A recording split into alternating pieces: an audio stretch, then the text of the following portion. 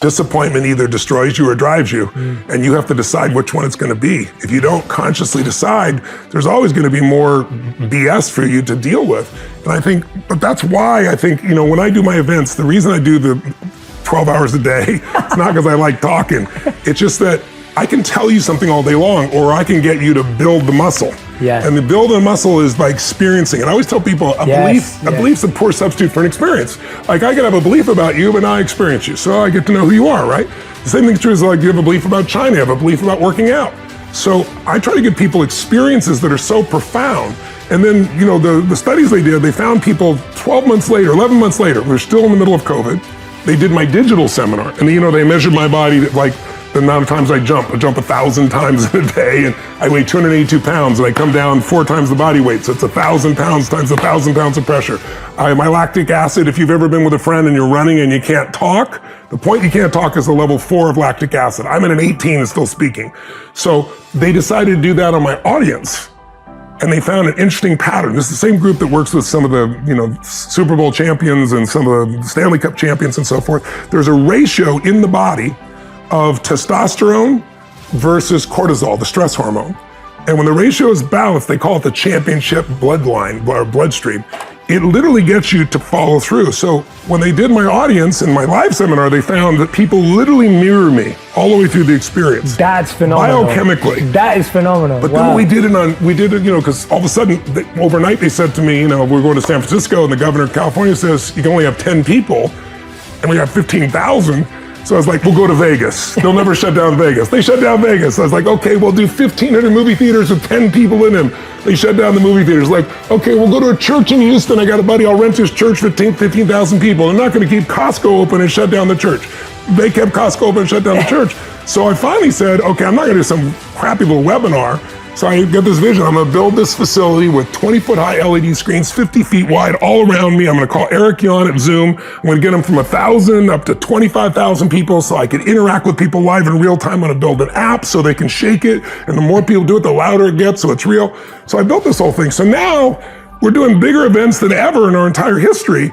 But they did the same measurements on them in different parts of the world and saw the exact same mirroring process. Wow. And the average person, even digitally, just to clarify that, 71% of the people, they had a 71% drop in negative emotions, 53% improvement in positive emotions, and 11 months later, in the middle of COVID, it held, because it's a biochemical change. So when people say, "Oh, I'm trying," I write books because it's an easy entry point to people. There's so much you can learn from a book, but there's nothing like the experience.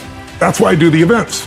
And like this last 2 years, because of COVID, I did 2 6-day free events. We had 800,000 people attend for 6 days, just 4 weeks ago, because I just wanted people to have answers where they are.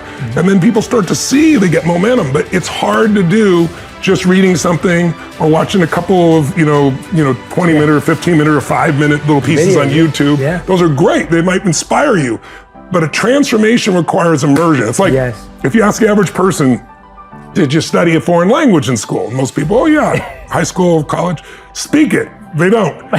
But if you turn around and you said, okay, what if you want to learn Italian? And I just took you to Rome and dumped you off for 6 weeks with no teacher, you're going to come back 6 weeks later speaking, Italian. So it's immersion. And if you want to master something, I think that's the thing most people don't do. They read a little bit, they listen a little bit, they dip in and out.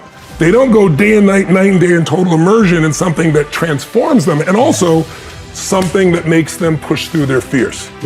Because in the end, that's the only thing that stops me. Everybody's got a story. I didn't know this person. I don't have the resources. They have all the things they don't have. But if you're resourceful, you can get the money, you can get the time, you can get the energy, you can get anything you want. And you've got to get over your fear to be resourceful. So we do experiences that are so physiologically profound that those fears do not stop you anymore. And that's how we get people to get, 10 years later, they're still transformed from an experience that was one weekend. First of all, if you're concerned about COVID, according to CDC, and I have this in my new book, the number one, issue besides age, obviously, the number one piece is being overweight, right? Or obese. That is number one. And just this week, CNN, New York Times, for the first time, 2 years later, are coming and saying, well, you can reduce your risk if you take care of your body, right? Do you know what number 2 is, according to the CDC? Fear. Because when you get fearful, it changes your breathing, your body temperature, your tension in your body. All these things can create a trigger of reactions, hormones in your body that make you crazy. So when I say fear is physical, here's what I mean. Fear is physical, by the way, so is courage. Emotions are physical.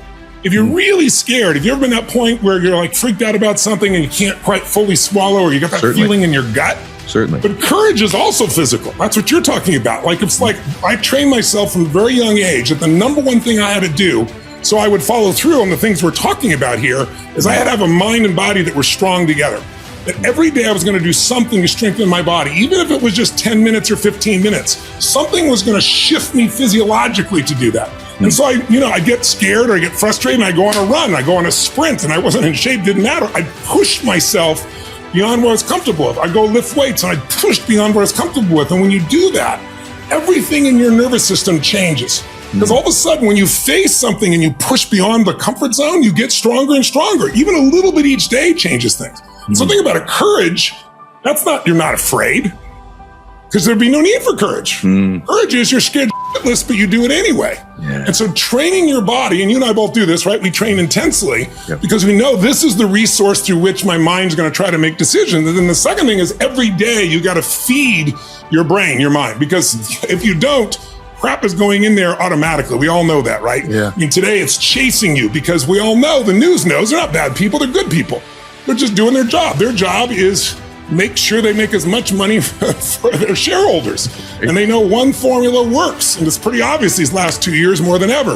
If it bleeds, it leads. If it produces fear, more people watch. It's because we all have a 2 million-year-old brain that's always looking for what's wrong, what can hurt us. But your 2 million-year-old brain's not going to make you happy, right? Yeah. You have to take control of that 2 million-year-old brain and start to direct consciously what you want your life to be.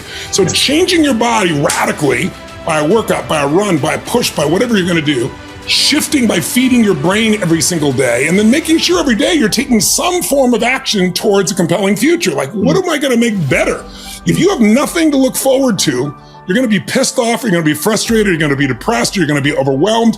And in those emotional states, even though you're a smart person and you know lots of things, you won't use anything you know. So to me, the leverage to changing somebody's life is always starting with the human body. If I started to speak to you and I spoke more at this tempo, and I said, yeah, Ed, I really think people should get their act together and make this their best year ever. Right? I feel terrible in my body. Now, I'm not saying everybody needs to talk fast or loud like me. That's my own physiology, but it's kind of trained. But everyone has different gears. And when you're low gears, like you can be in a great relationship, somebody you totally love, and you're both in a great physical state, emotional state, everything's great. You both get a little low from taking the kids to 20 soccer practices and cash flow problems in the business and all that stuff. And all of a sudden, same love doesn't feel like the same love. You still love each other, but it doesn't come across. Maybe you're both stressed out, then it creates problems in the relationship. So the most important factor in your life is the ability to manage your mental, emotional state. It is the one thing you have complete control of once you learn how. Then it becomes just the daily discipline. And it's not even discipline, it just becomes habit. To say, I'm not going to live in this lousy pace. I'm not going to put up with it. I know what to do. Let me do it. Let me move forward. But that's why, I do programs and events where I immerse people. Yeah. Because, you and I can talk about this to you and just kind of nod your head. But if I put you in an experience, correct. I always tell people a belief is a poor substitute for an experience. You can have a belief about China. I take you to China, you're going to have an experience. It's very different. And so I think human beings need to put themselves more in experiences. A lot of us today, especially with COVID, being stuck at home and doing business from home, a lot of people are stuck in their head. Yeah. I tell people, get in your head, you're dead. You'll just go in circles. Get in your head. You got to get that body and that energy moving, and then your head will start to work as well.